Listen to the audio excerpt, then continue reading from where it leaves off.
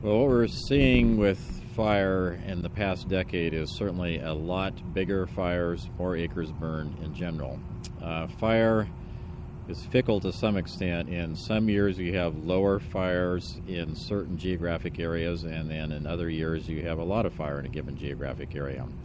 So this year, the West has generally been quiet until just recently. And so nationally, we are at the highest, what's called the planning level you could possibly be, which basically says you have extremely large fires in multiple geographic areas. So California, Oregon, Washington, Nevada, Idaho, and Montana all are experiencing very large fires now. So then you start getting into a situation where you're saying, okay, how many firefighting resources do we have? Where do we put them? And what are the priorities in placing them? So we have now reached that level where priority sorting is becoming very important. Well, August 21st for the Boise National Forest is considered to be the peak day, average-wise, on the Boise National Forest for fires. So in essence, everything kind of builds up to August 21st.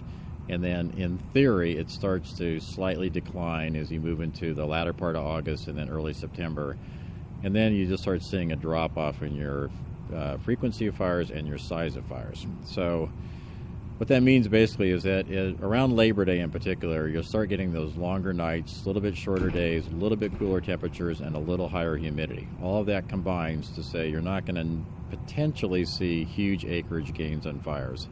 And then as the month of September continues, all the combinations are the same, and you just start seeing weather conditions that are really helpful in not favoring rapid fire movement, and so you start seeing a decline. But middle August, latter part of August, things have reached their peak. All summer drying, very hot, low humidities, oftentimes winds, thunderstorms that come through are frequently in late July and early August. Those all start fires.